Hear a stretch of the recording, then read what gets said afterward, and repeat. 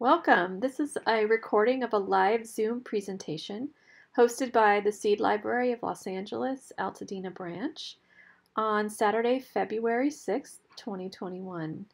The topic was starting seeds early, and while some of the information was specific to Southern California, much of the information here is good for growers in any climate zone.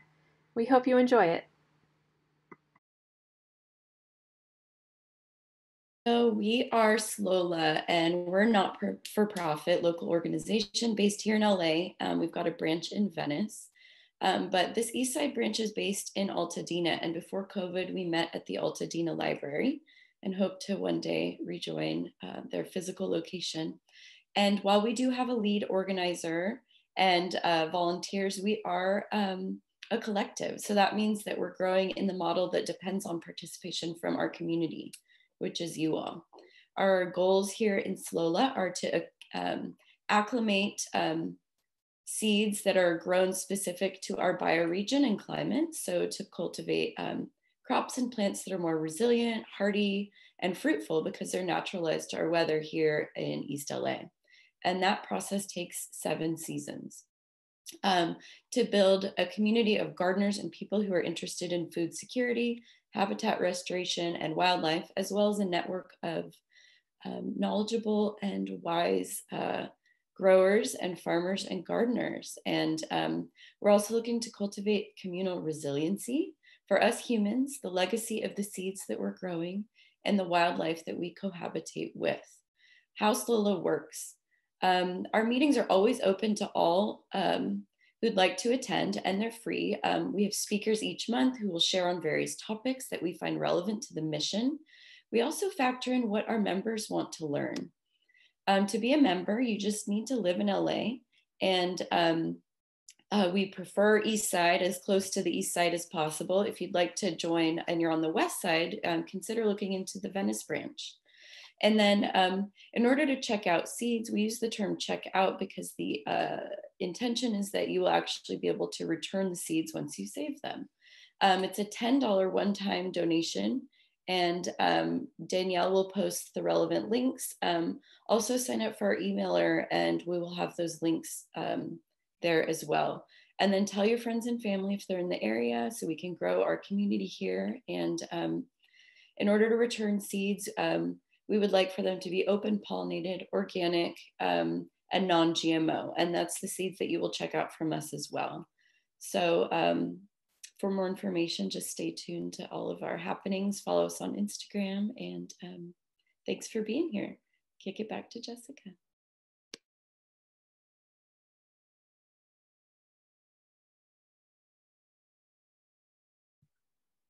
Hi, I also just, before I get started with the presentation, direct your attention to the chat. Danielle has put some links there.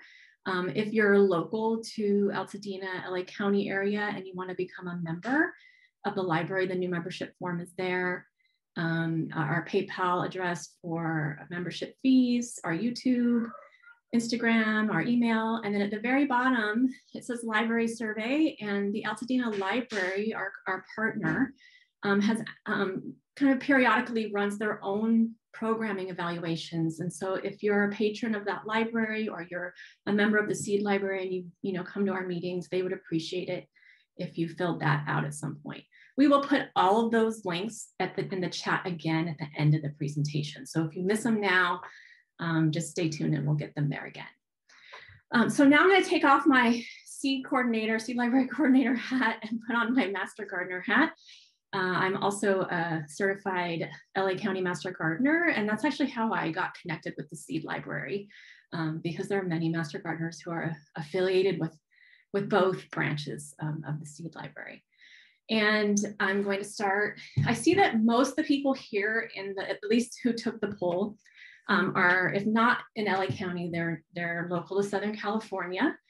And we have a few people from out of state and other parts of California. Most of this talk will be relevant. There'll be a few things when I'm talking specifically about timing and what we're planting now that may not apply. It might be a little different if you live in a different growing zone. So just keep that in mind, and I'll of course mention that again. And before I get into the slideshow, I just want to talk about why even bother starting from seeds. It can seem kind of daunting. It could seem hard, or I don't know, just there's a lot of reasons why people don't do it. But there are a lot of reasons to do it.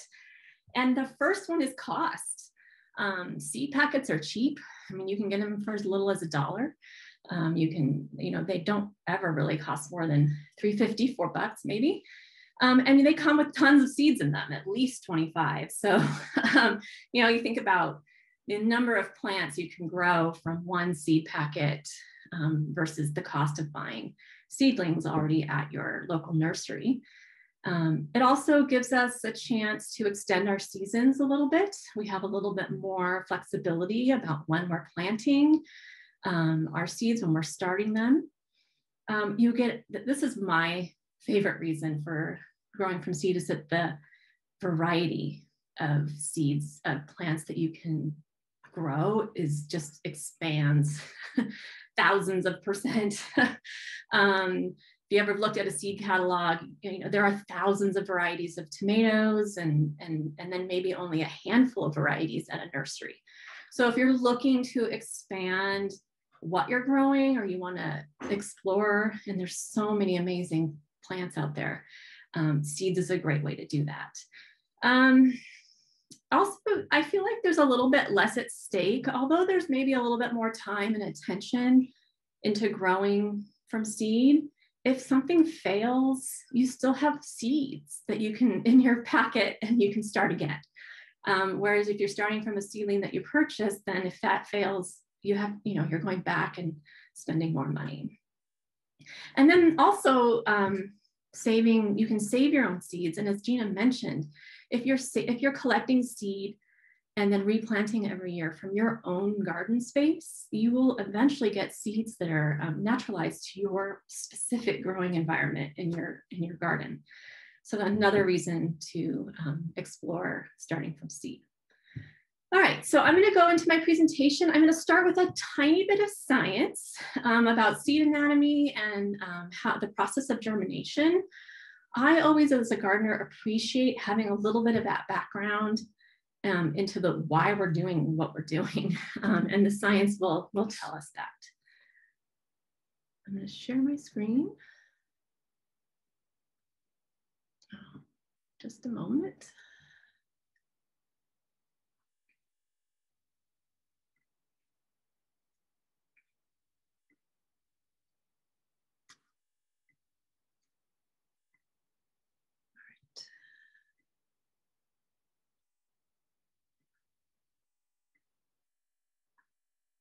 Okay, so this is, we're going to just talk real quick about the anatomy of a seed.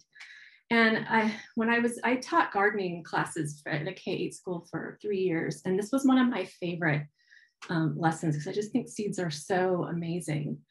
So this is the inside, like a cut in half bean seed, and seeds come with everything they need to start their process of growing a plant. So inside they have their first leaves, their first stem, like the beginning of a stem, and the radicle, which you're seeing here, which becomes the root, the initial root that will come out of the seed and into the ground. They have a seed coat, which is the hard protective layer around it, and then the cotyledon, which is the kind of the energy store. That the seed will draw on that energy store to initiate the process of germination and pushing up the leaf and the root down and kind of cracking open and coming to life. All seeds in the world have this basic anatomy. The only difference is that plants fall into two groups, dicots and monocots.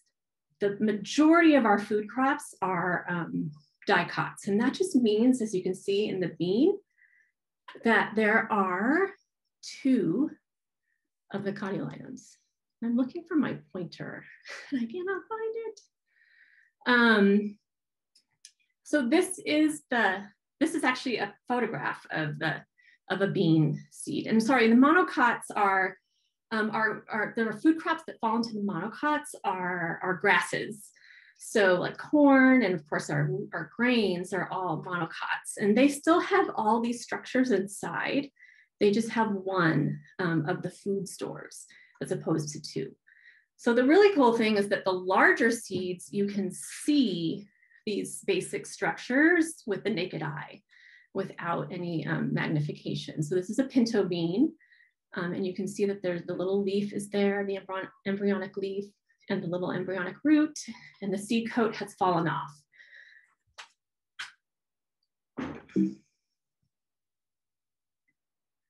All right, so when we're talking about germination, and this is the point where the seed sort of wakes up from its dormancy, there are a few environmental factors that promote germination, and that's different for all different kinds of plants. But generally, water is one factor. So germination will begin when the seed can absorb water and then stay continually moist. It needs that continual moisture to continue with germination. So oxygen is also a factor, and this is one that we often don't think about. Seeds are living organisms, and there is some respiration happening with any viable seed. Now, it's really, really low, the respiration, but once germination happens, of course, that increases. So when we're thinking about oxygen and germination, we're thinking about what oxygen is in the soil. And we'll talk about that when we talk about soil. And then light. So the many seeds, we're often burying them and they're in the dark. So some seeds do need that darkness to germinate. Others actually need a little bit of sunlight to germinate, like lettuce. And then there are a whole bunch that don't care whether they're in the dark or in the light. But it is something to consider when we're starting from seed. And then the last one, of course, is temperature. So seeds are programmed for different plants to germinate under different soil temperatures. So for some seeds, that there's usually a range, an optimal range, and then at points where it's too cold or too hot for those seeds to germinate. Now this is I'm sorry if you guys are on small screens and this is because the picture quality isn't great here, but this is a photograph of a table in the Master Gardener Handbook for Los Angeles County and or California, and it shows the range of vegetable seed like germination soil temperatures. So for example, cauliflower, the optimal soil temperature range is 65 to 85 degrees. It can germinate at 40 degrees, but you probably wouldn't get your germination rate wouldn't be as high as if it were warmer. And then once the soil temperature gets to 95 degrees, they'll wait. They won't germinate, they'll wait till that soil cools down for germination to occur. Whoops, sorry. Then on the cooler end, there's lettuce. So lettuce won't germinate after it's, the soil temperature reaches 85 degrees. So each plant has an optimal range, a minimum and a maximum. So those are also things to keep in mind, especially depending on your growing zone, because those soil temperatures change, depending on where you live in the world or in the country.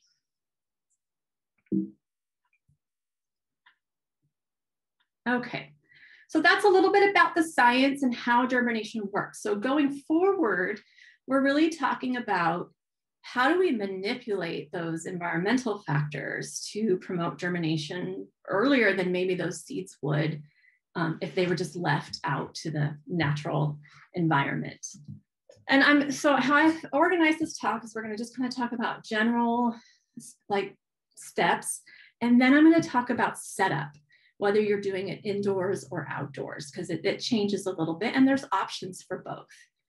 So first of all, is just deciding what to use in terms of containers for starting your seeds. And here on the left of my screen, these are like paper pots. that will, when moist, of course, decompose pretty fast. There's little peppers and tomatoes in those. Those kinds of pots can be directly planted into the ground without having to remove the plant. So you can do it because they'll decompose so quickly that it won't obstruct the root growth. On the right, those are peas that were grown for microgreens, actually, not for transplanting, but they're in a container like a berry container that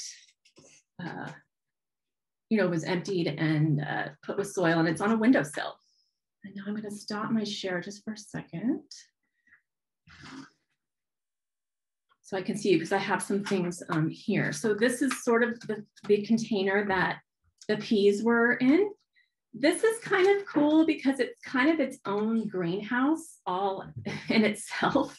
And it already has holes in it. So it can, you can have the lid on until seeds germinate and then take it off in a windowsill. But there's so many things you could use. Some people use egg cartons because they come with the little cells already there.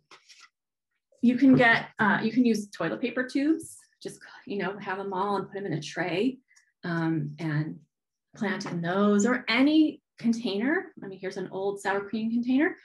The one thing is that it has to have drainage. So if you're collecting old containers, just make sure you're putting holes in the bottom. I personally, there's also these.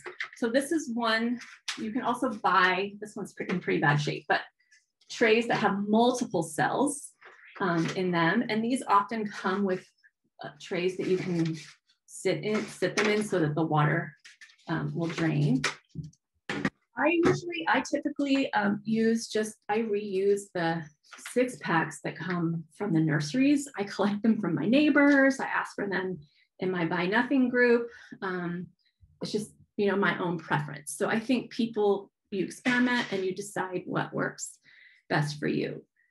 One thing I'll say about choosing a container, a couple things to keep in mind, is that if you're using something like an egg carton that has a small cell, you will have to think about what we call potting up sooner. And we'll talk about potting up later in the presentation because they're going to outgrow a smaller cell pretty quickly. And I'm mostly concerned with the root. You don't want them to get root bound. In a container, maybe like this, that doesn't have individual cells, if you have multiple plants in here, it becomes a little trickier to get them out and pot up without damaging them because the roots will kind of grow together, and it's a little bit trickier to kind of handle them out. So that's one of the reasons why I choose these, is that it gives me a little more leeway. I can choose to put a single seed or two, and then it's easier to separate plants. They're easy to kind of pop out from the bottom by squeezing. So it's just a personal preference. I do use these too with the multiple cells, but usually for flowers and not edibles. I don't know, because I guess because I want more of them. But that's a personal preference. So you can always just kind of play around and decide what works best for you, and also for your setup. It's going to depend on your space and where you're starting your seeds. All right, I'm going to go back to my slideshow.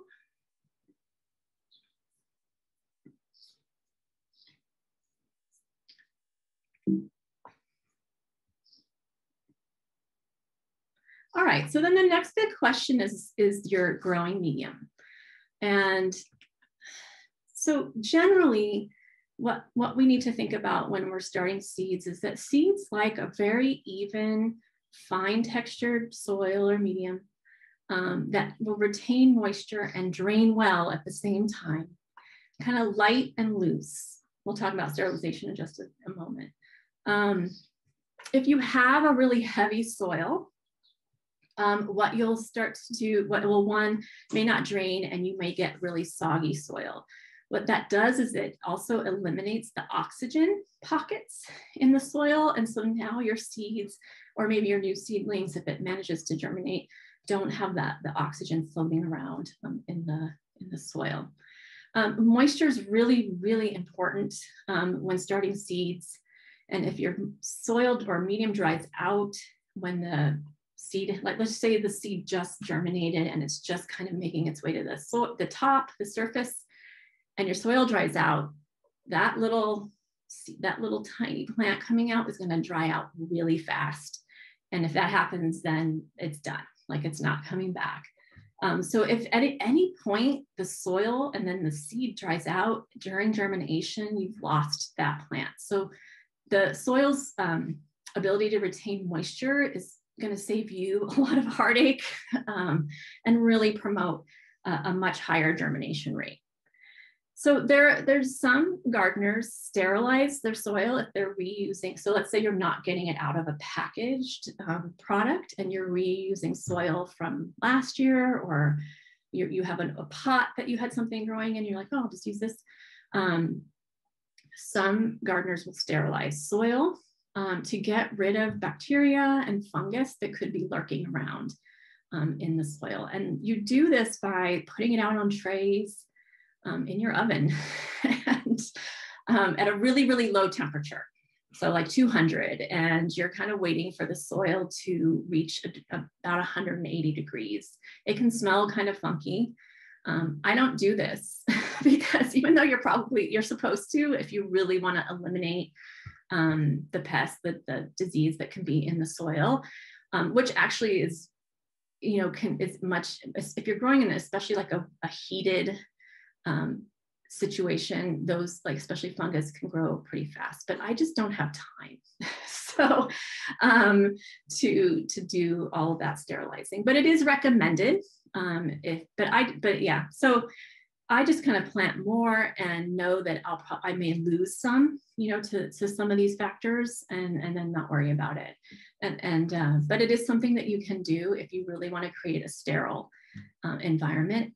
And this actually goes also true, and I didn't mention this with the containers. If you're reusing containers, you can, and I do wash my containers that I'm reusing at the very minimum to get the old soil out from the previous use. But you can also wash with warm water and soap to eliminate any disease, or you can even bleach in a diluted bleach solution if you really want to make sure that your containers are sterile. Now, in terms of just selecting a seed starting medium, there are a couple or a few ways you could go.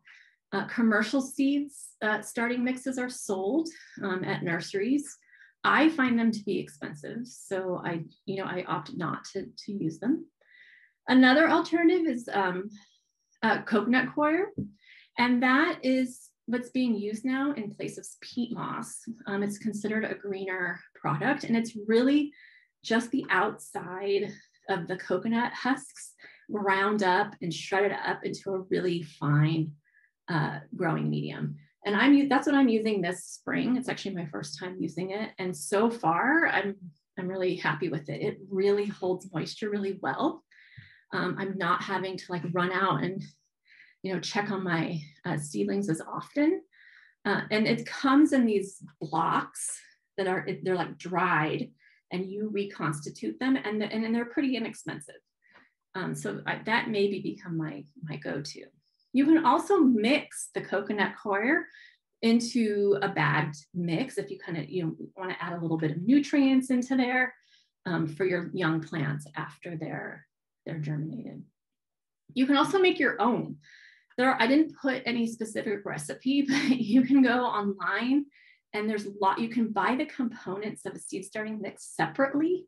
And then there are all these percentages, you do 30% of this and 50% of that, and you can mix your own.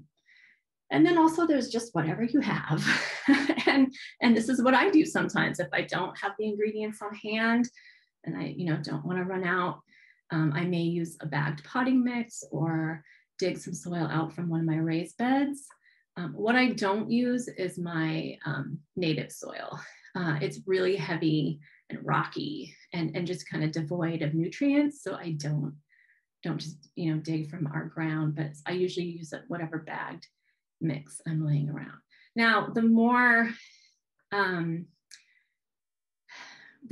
like fine and the more features it has that it constitute a good seed starting medium, as listed in the top list, the higher your germination rate or likelihood that you're going to get 100% germination. When you start, using like a regular bagged mix, maybe it's drying out faster. So you're going to have to be a little bit more attentive. So then the question is like, well, what can I start indoors now? And this is part of the talk that's really specific to Southern California at this point. But if you look at the back of a seed packet, it will tell you like start indoors 4 to 6 weeks before the last frost, or starting, so if you have that information, go with that, for your area. And sometimes there'll be charts on the back of seed packets that will kind of divide the country into different regions and tell you the optimal planting times. But for this time of year in Southern California, we're thinking about already starting our spring and summer, or our warm season, what I like to call our warm season gardens. So we're using this so that we don't have to wait for the soil to warm up enough outdoors to plant our warm season crops. We can get them started now. So then when it is getting warmer, we already have seedlings to transplant. So the go-tos right now would be tomatoes and peppers, eggplant, basil, and other warm season herbs, and cucumbers.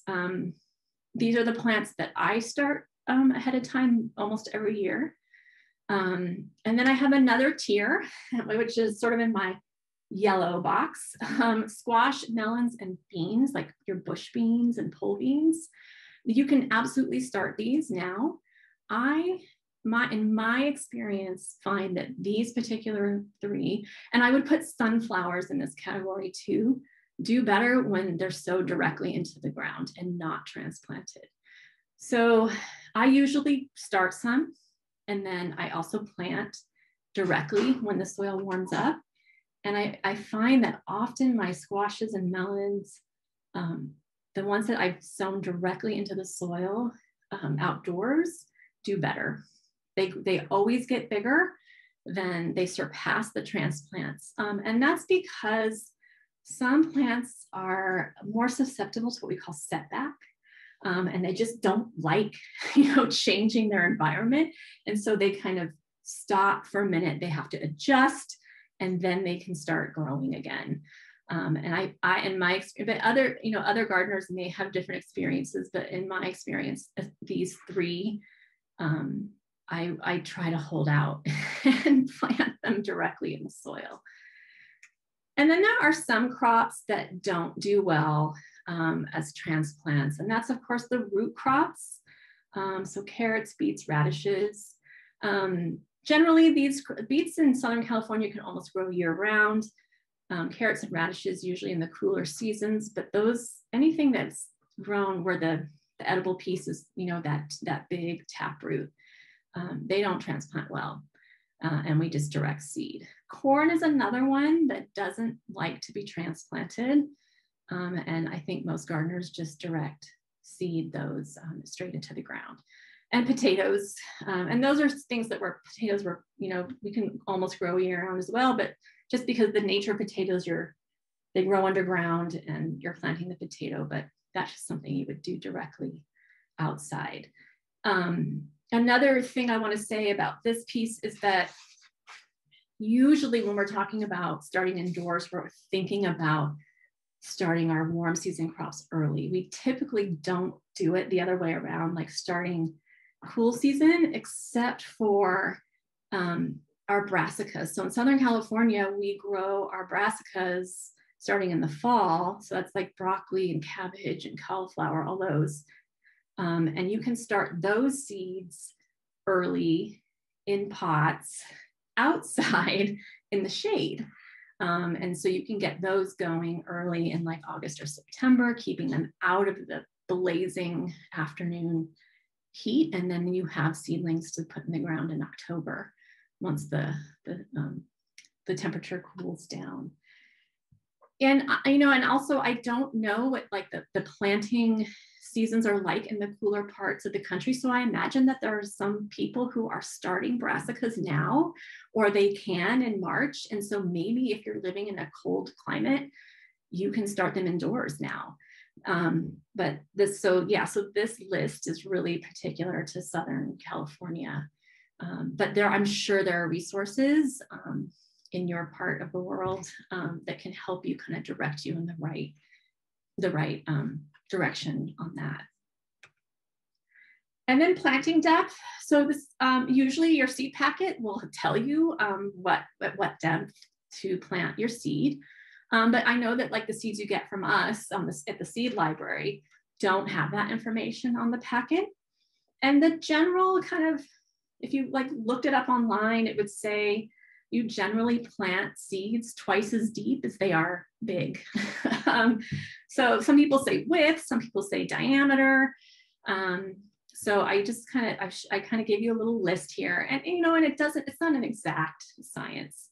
But the typical mistake is that beginning gardeners will not get any plants because they are planting their seeds too deep. So the smaller the seed, the shallower it is. And you can see like carrots are like just barely underneath the surface of the soil.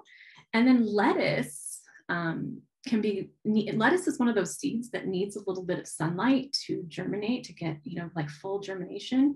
So when I plant my lettuce, and this is not something I start indoors, I just sprinkle it on the top of the soil and then sprinkle a tiny bit of soil on top of them and then pat it in so that there's hopefully some sunlight hitting some of those seeds. And then there's the watering. So how you should, and this is a really important part. And if this is a part that's it's one that you really have to be vigilant about. And the smaller your container, the more vigilant, and also depending on the soil, the medium that you're using, whether it's a seed starting mix or some other option, depending on how well. So it's really, really important to keep evenly moist. Like I said before, if it dries out and that seed dries out, then that's done. It's great to sprinkle or mist from the top. You want to be really gentle so that you're not moving your seeds around in the soil too much. Another option is to bottom water.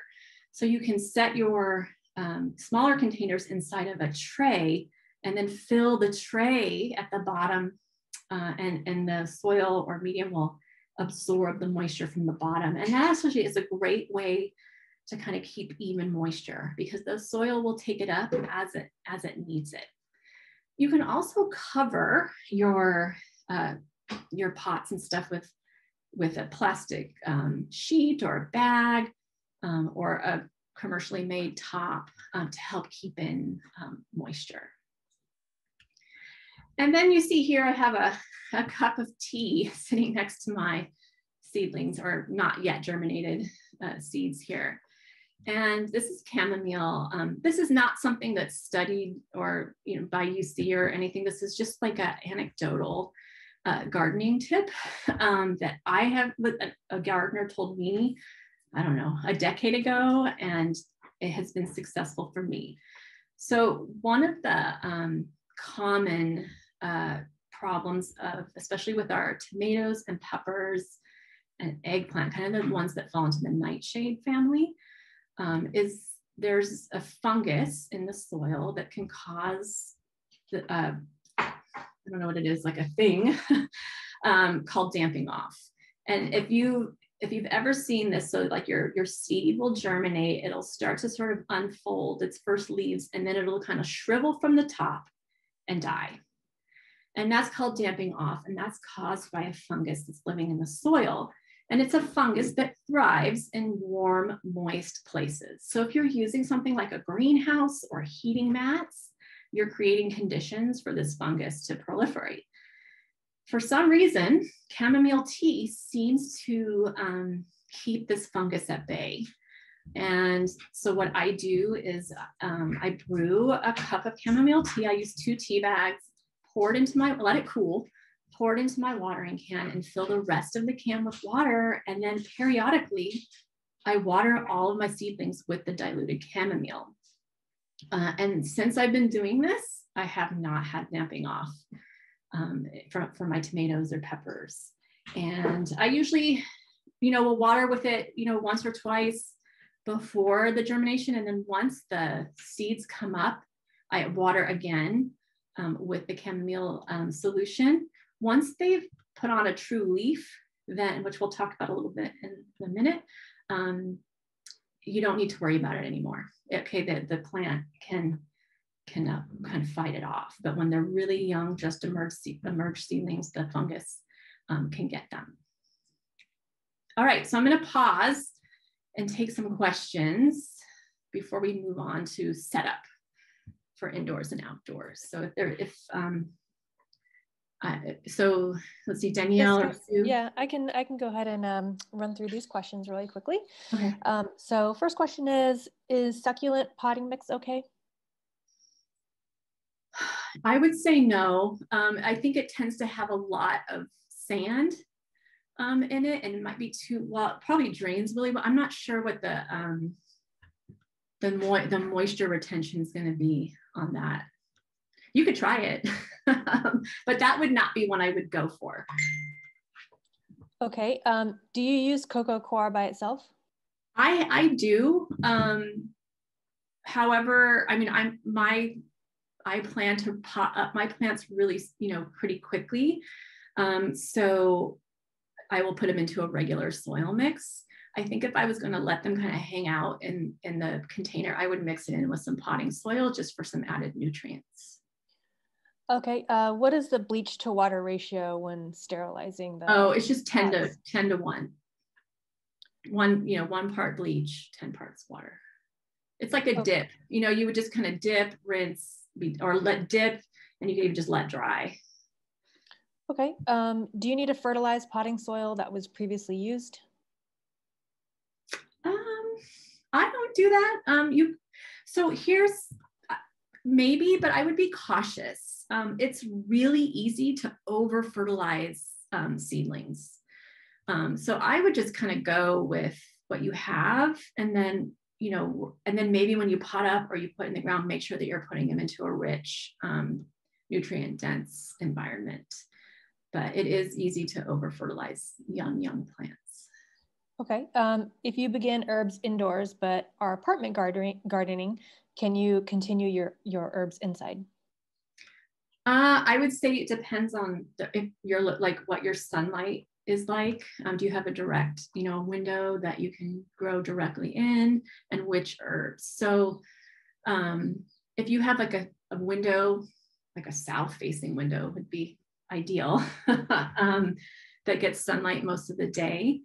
You could definitely do some herbs, and cilantro, parsley, basil would do, especially your annual herbs. I would be like things like oregano and thyme that kind of grow more as like a bush or a ground cover. I don't know. I mean, you could experiment and see.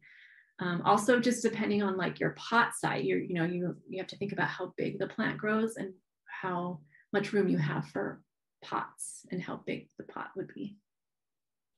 Okay. So how you showed that your red box, which had the deep rooted vegetables, when do you suggest direct seeding those? I'm going to wait for that question because I have the seed planting tables at the end. Okay, perfect. Yeah. Do you upright your seeds or allow them to right themselves?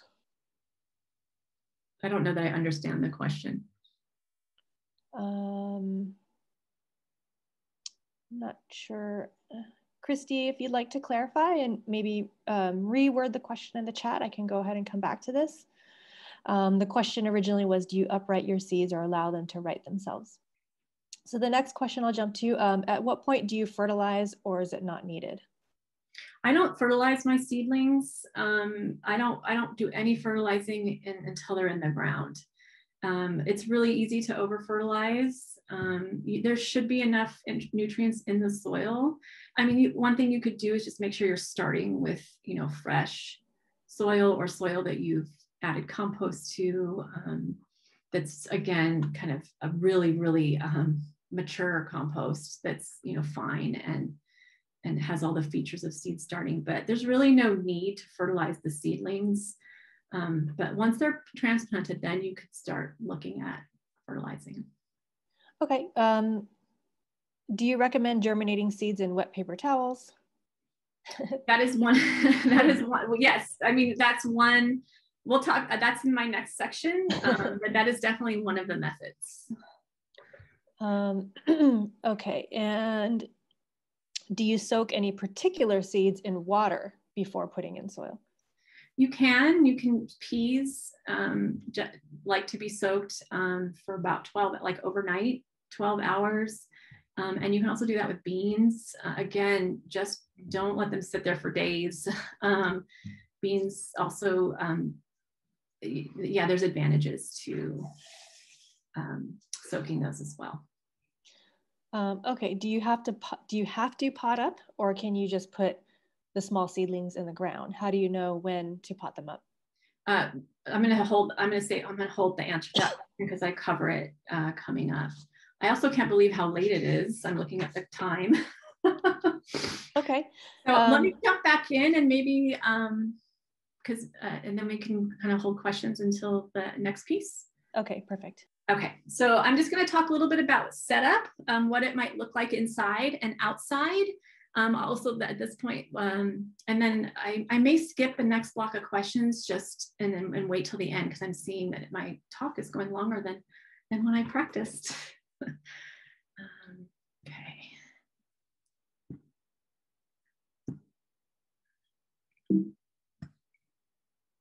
All right, so indoor setup. So you have some options when doing your indoor setup. So on the left, you're going to see, of course, that this person's is Sue's, our volunteer Sue's setup, or at one point was. She used egg cartons. It's by a sunny window, and there I can't tell in this picture, but there may or may not be a heat mat under those seedlings. So sunny windows, especially south-facing windows, are great because they provide warmth. You know, think about that window sort of as a partial, it'll radiate heat and warm up your plants. Also, once they germinate and emerge, they're going to need sunlight. I would even, you can even rotate your seedlings. So, because you'll see that they'll start to like grow towards the light source. So they'll grow toward the window. And you can rotate them either a quarter turn or half a turn, you know, every day so that they kind of stay upright and don't kind of tend to lean over. And also it could help with the legginess. So sometimes in starting seeds indoors, if you don't have adequate sunlight, your seedlings will stretch so tall that they'll get top heavy and fall over, and they're just very fragile. The stems get weak. So you would need to rotate. Another way, if you're starting indoors, especially, we've been having such a mild winter, even for Southern California, you could start taking your seedlings outside during the day to give them that sunlight in a warm, you know, area, and then bring them back in. I wouldn't recommend this if it was going to be really, really hot or, you know, super cold, but just to give them that extra bit of sunlight so they don't stretch too far. On the right, this is a photograph I borrowed from someone I follow on Instagram, Grow Some Veg. She has a setup where she's got this is her dining room table, and does not have heat mats under those, but you could, but they all germinated, and she covered with both. It looks like a commercially made cover, and it just looks like she put some clear plastic wrap. And that'll help with moisture. It'll also help just keep them a little toastier. Just think of it like a blanket. A more high-tech option is grow lights. So this is also one of Sue's setups. So, you know, that's an investment where you would have your pots under a UV light. And then also I can see on the left-hand side of this where she's got the eggshells and little seedling, there is a heat mat there as well. So you can combine the heat mat and the grow lights for an indoor setup. And then outdoors, oh no, this one too. So someone was asking about germinating on paper towels. So one way, and this is Danielle's setup, is that you can germinate in a paper towel and then transfer your just germinated seeds to soil. And the way Danielle does this, as she gets a paper towel moist, places the seeds toward the center of the paper towel and then folds it over like a pita sandwich or something, or a quesadilla, and then puts those into a plastic bag and closes the plastic bag about 80%. You don't want to close it all the way up because, again, those seeds do need oxygen. They need that air to get in there. And then she places them, she has them there on a heat mat. Once they germinate, before the roots get really long, she says that the picture here on the right, they're actually a little too long, but you want the root to be about a 1/4 inch. You can then place them into soil. You could do this, so you could choose to do this to just so that you're not, going through the process of using your soil medium before you're sure you even need it. If you have really old seeds and you're not sure that they're even viable, this might be a way to test them.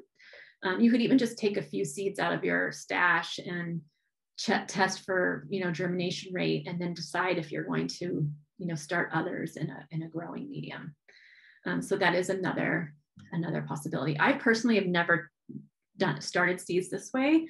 I've only checked for germination, but then I don't actually plant the seeds. I'll just start over in a growing medium. And then if you don't have room or don't want to start inside, there are some outdoor setups you can choose to extend your season and start your seeds early. This is what I do. I am not good at growing seeds indoors, just because I'm not good at hardening off, which I'll talk about in just a second. And I also just typically don't have ideal space to set up the amount of seeds that I want to start. So when you're thinking about starting early outdoors, just think about greenhouse, like a greenhouse of all shapes and sizes. This is the kind I use. I'm on my second version of it. And so you just want to, no matter what kind of greenhouse you're using, is that you're going to keep them closed until germination happens. So this one on the left has a door, like the smaller photograph that it zips. So I keep it zipped up tight. I mean, I'll open it to water and make sure, just kind of check on things, but I keep it closed. And then after the first leaves emerge, I open it. Depending on how warm it's going to be, sometimes I just might unzip a side or two sides just to get that air circulation in there, to get the air moving. It lets fresh air in, and it also regulates the temperature a little bit. And then of course I keep it closed at night, or if it's going to be a really cool day, I'll keep it closed. But it doesn't take a lot for it to get really, really warm in there. I'm going to admit something. After doing this for almost, 8 or 9 years, I almost cooked my peppers yesterday. So be careful, because it'll get really hot. And especially when the seedlings are really young, it doesn't take a lot for them to just like shrivel up and be like, I can't, it's too hot in here, and they'll just die. So it's really important that that you keep, once they're germinated, that you keep an eye, especially when they just have those first two leaves that emerge before the true leaves come on. But there are some other ways that are less tech. So on the left, my master gardener friend, Judy, is trying this year. So she purchased these clear, transparent umbrellas. She sawed the bottom off, the handle that was like a hook, and is like just sticking them in the ground, like over her seeds that she's planted. And she's going to see how this works. And then on the right, you can see there's a half milk carton. So the same way with the bigger greenhouse, this is like a little mini greenhouse. These types of things are just going to heat the soil a few degrees at the surface. So, and your seeds are really growing like right there. So what I would do with the milk carton is, again, keep it, just open it to water. I could even take the lid off and drizzle some water in there. Once germination happens, I would take that top off. I'd pop the top off of the milk carton, and then eventually remove it entirely when it gets warm enough. Again, I would need to monitor, like if it was going to be an unseasonably warm day, I might want to take it off so I don't cook the little plant that's in there. And then another version, last year or 2 years ago, I can't remember, for the seed library, we did, you can make little greenhouses out of bottles. So this was an almond milk bottle. You can use the little water bottles. So I actually, before I owned one of those bigger ones, I one year started all my tomatoes in plastic bottles. And what you do is you cut it almost with a box cutter, almost all the way around. So you have a hinge, holes at the bottom. Normally I would have the cap on this. Okay, you just fill it with soil and you plant your seeds. You can even have a little bit of piece of tape here or something if you want to keep it shut tight. You can unscrew it and kind of do your misting and your watering from the top if you want. Once the seed germinates, you would take the lid off so to allow that air circulation. Then eventually you can cut the whole top off and let your seedling grow in the bottom until you're ready to transplant.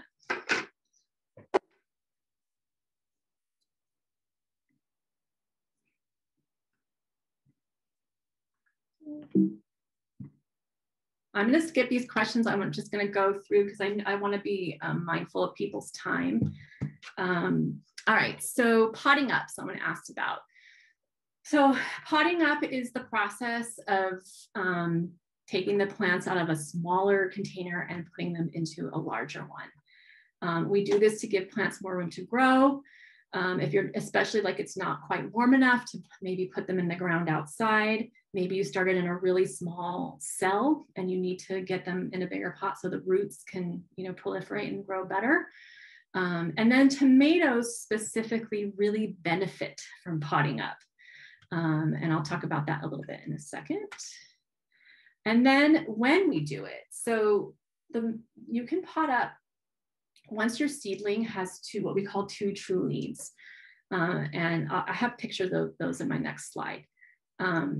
So you want to wait until there's at least 4 leaves all to total on the plant, maybe 6. And really the optimal time is to pot up about then. The longer you wait, the more setback there is when you change the pot. So meaning that the plant has to adjust again to its new environment, and then it can continue to keep growing. And then potting up, you pop the plants out. It's best to handle the plant itself as little as possible. They're really delicate. If the roots are, if there's other plants growing with it and you need to get them separated, you just have to gently pull the clumps apart. I tend to handle my seedlings from the soil and not touch them much at all. But if you do have to kind of pick it up or you're having a hard time popping it out of the cell, hold it by the by the leaves. If you break a leaf, it's going to keep growing. If you break the stem, then that's it. The plant it's not going to grow anymore. Most plants, when you're potting up, you're going to plant them at the same depth that they were when you took them out of the smaller pot. That's except for tomatoes. And I'll show you my tomatoes. I have them here. So these are tiny. These aren't ready yet to be potted up. But tomatoes have, if you look closely at their stems, you probably can't see little tiny hairs all over the stem. And if those stems are buried, little roots come out from those hairs. And so tomatoes, I always grow my tomato, I start my tomatoes in January so that I can pot them up. As soon as these get a couple more leaves, I'll pot them up into 4-inch pots. And when I do, I will pot them up so that the whole stem is buried, just the leaves will be sticking out of the ground so that it can create that root structure. And then when I put them into the ground, I'll do the same thing again, maybe even taking off the bottom leaves so that the more stem that's buried, the more roots that will grow. Some people even pot up their tomatoes at an angle so that they can get more root stem underneath. So you're not digging a really deep hole, more stem under the ground so that it creates a bigger and more robust root structure. But that's the only plant that you do that with.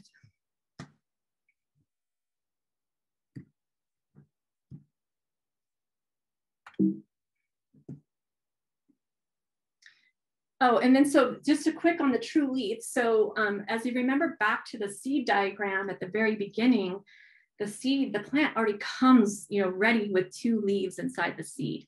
And we call those the embryonic seed or the seed leaf. And those emerge first and often look very different than the seed, the actual leaves that grow later, what we call the true leaves. So both of these in this photo are different squash plants. And you can see that the seed leaf is very smooth, like the edges are very round and smooth, where the true leaves are much more variegated and look quite different. On the right, the true leaf is the first one is just emerging. So when you're potting up or transplanting, you don't have to pot up.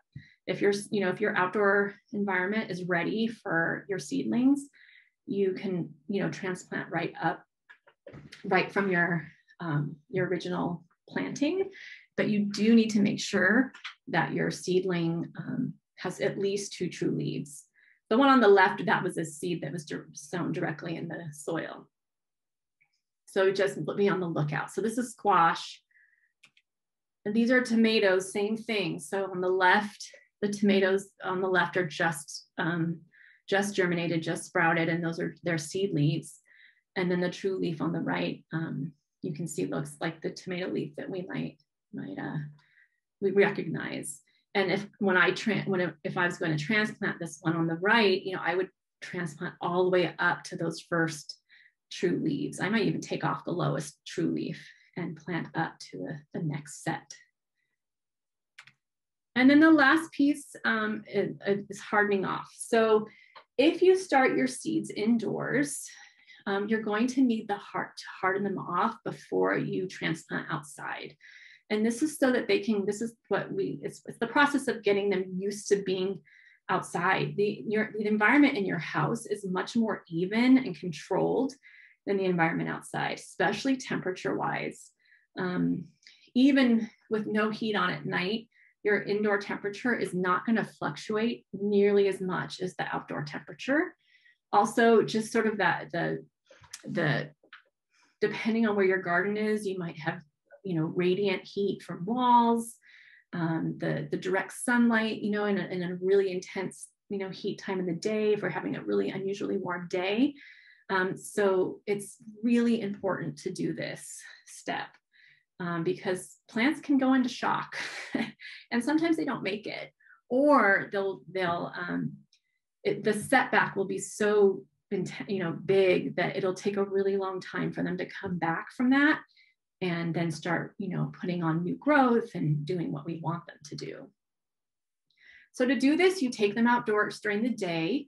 Find a spot that's, again, not going to have not against a brick wall or anything, but that's going to have a kind of a nice mild environment.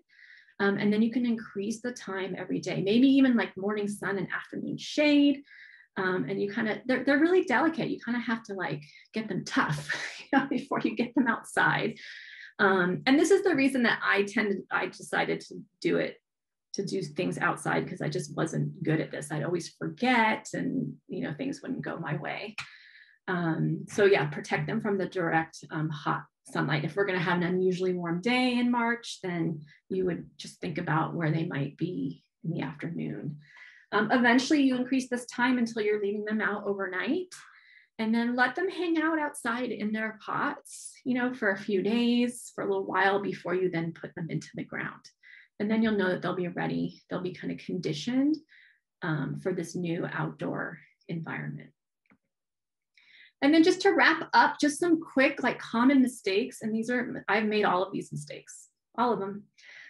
Starting too early or transplanting too early and then causing setback. So again, if you're in a different area, I think in Southern California, just check with your local master gardening program or your seed packets to figure out when to start. Not giving enough sunlight to new seedlings and getting really leggy seedlings. Overwatering, this is one I learned the hard way. yeah, it's really easy to overwater and then snuff out a lot of the oxygen pockets in your soil and just making it soggy. And I stunted a lot of my peppers one year from overwatering. Also too, like transplanting too early can do the same thing, especially with our heat loving plants. So like peppers planted too early outdoors may never thrive. They just get stunted with the cool soil temperature and just never kind of bounce back from that. Not hardening off, so just going directly from indoors and into the ground. And then again, sowing seeds too deep. I have a couple of resources I wanted to share with you. The first one is a planting guide, and Danielle is going to put these links in the chat. Let's see. This is really small, but this is put out by the UC. This is in the Master Gardener, California Master Gardener Handbook. This is a great chart. It's not very like visually friendly, but I like it because it divides California into different regions. So it has different optimal planting times for, you can see the North Coast, South Coast, interior valleys, and desert valleys. And it'll tell, and this is for sowing seeds outside. So you can kind of take that information and then walk it back, 4 to 6 weeks for indoor starting. So this is very specific to California and by region in California. So even people within LA County might be looking at different parts of this table, like the coast versus the interior valley and even some desert valleys in LA County. And then the other one is, I'm just gonna go here. This one, I like this one. This is not UC, put out by UC. This one is, it's just visually easy to see. And it has like a optimal planting. Again, this is for direct sowing outdoors. So it kind of gives you a guide of if you wanted to start indoors, where you would, you would back up from that. But I like it that it has sort of an optimal and acceptable time for planting.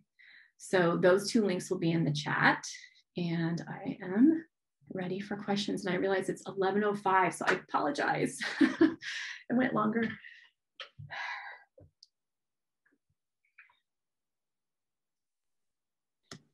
Hey, Jessica, sorry, my internet went out for a minute. Are you ready for questions? Yep.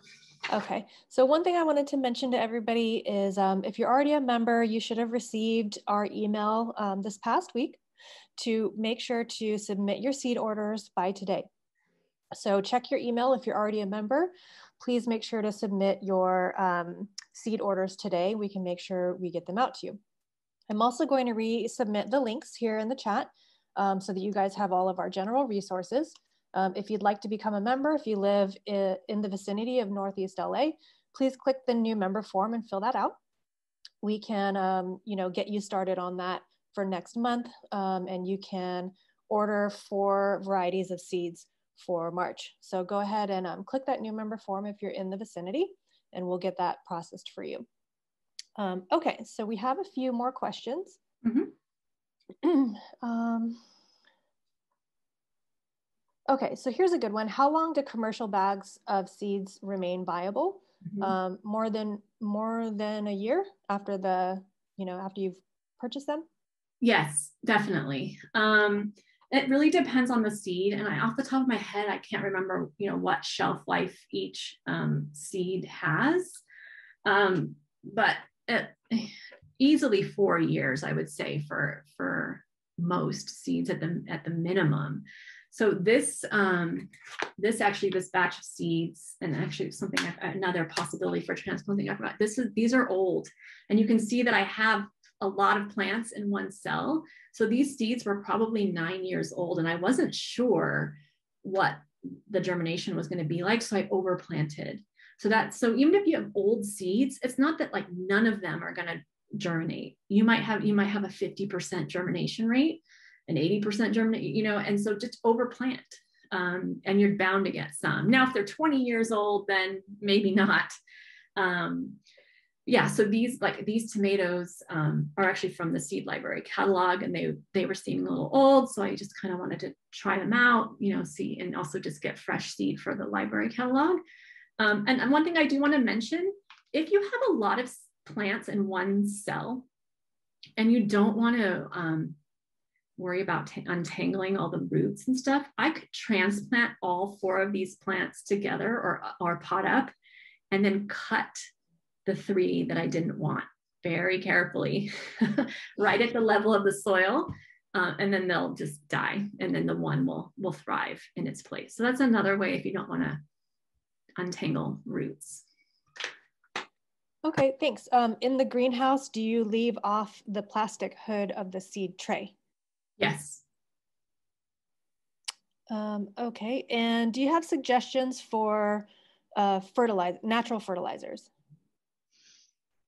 I mean, if you have a way to compost, there's, that's the best.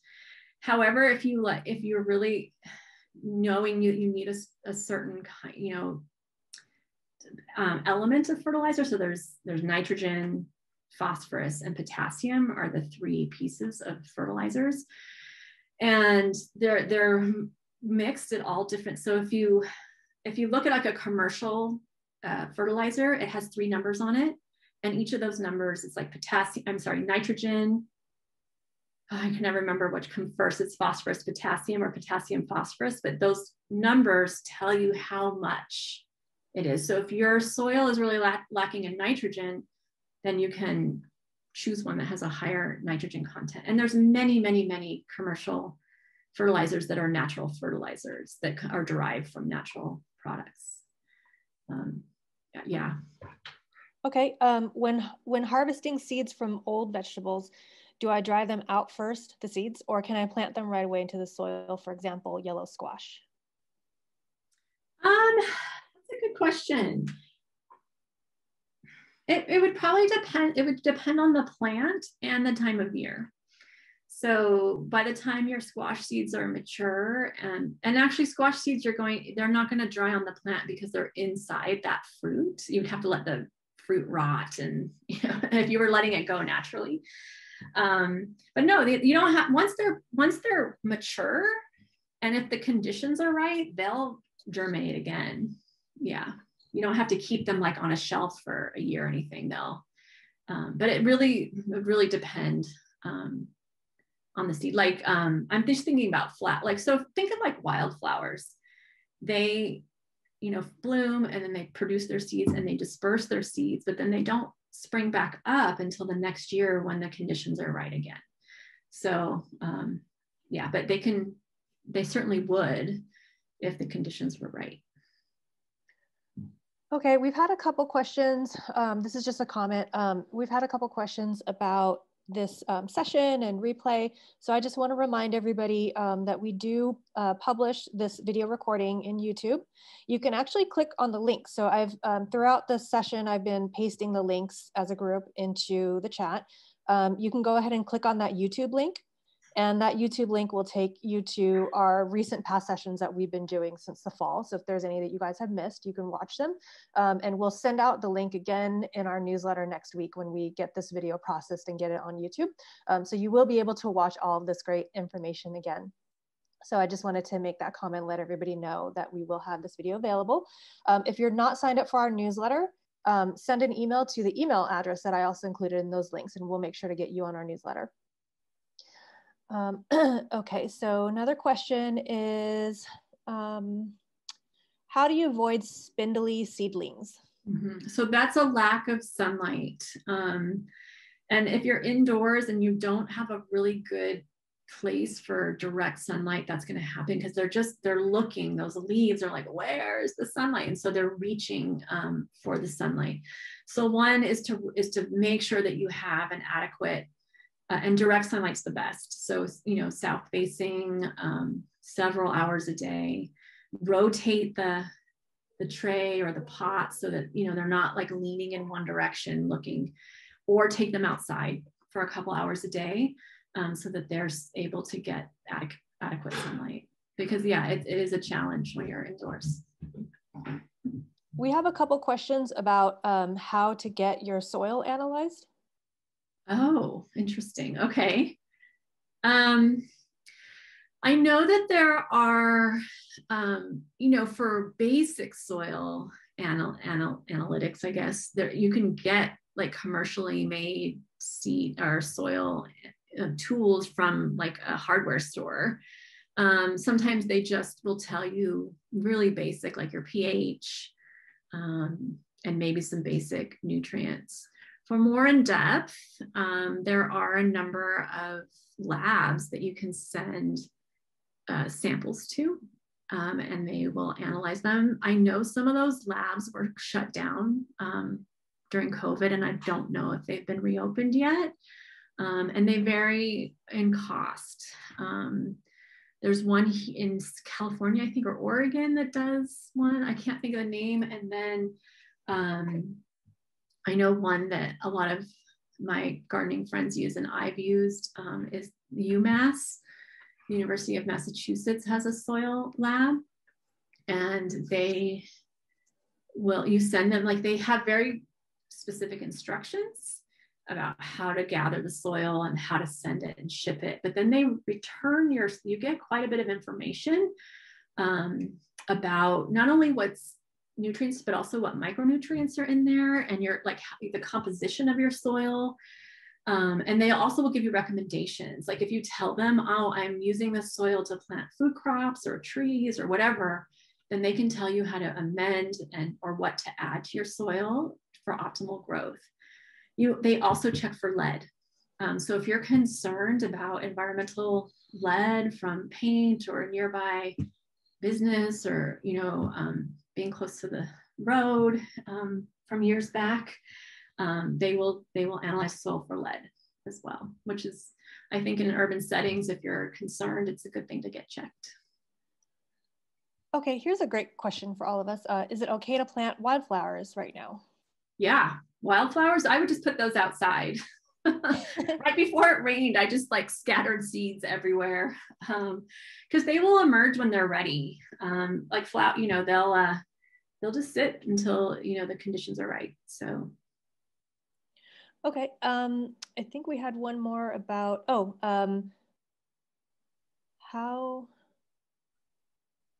where'd it go? Oh, how do you get rid of grubs? I don't know. You pull them out. I've read that beneficial nematodes are really helpful. So you can buy those online. Yeah, when I find them, I pull them out. I don't have a lot in my soil. We did at the school garden that I used to work at, and the kids loved finding them and feeding them to the chickens. But yeah, it's been like a physical control where you're just, manually removing them. Someone in the comments did say that UMass is open. It's also, UMass is a lot cheaper than some of the other labs. So if cost is a factor, they're a good option. Okay, did we have any questions that anybody else wanted to jump in and ask?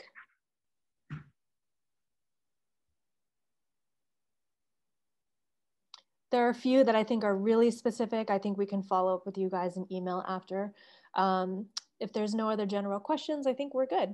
Great. Well, thank you everybody for coming and hanging on for these extra 15 minutes. And see, our next meeting is March 6th, same place, same time. And we'll be talking about in monarchs and butterflies, how to get them in your garden and why you want them there. So we'll be talking about California native plants. All right, have a beautiful day. Get outside, it looks gorgeous. That's where I'm going. Bye.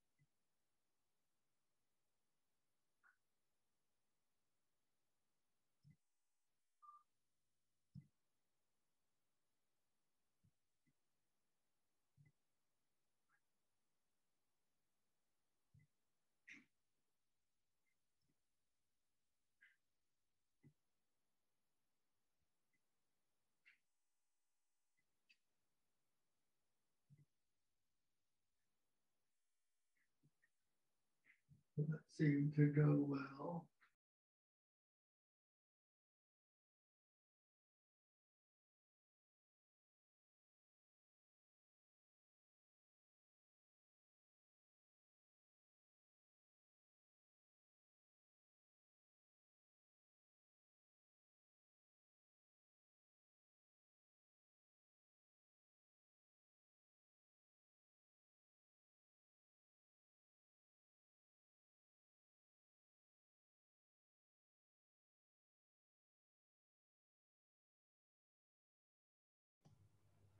I found the way.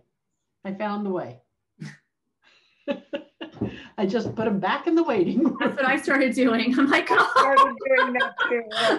I'm going to stop recording. Hold on. Wait, where'd it go? Oh, here we go. Okay.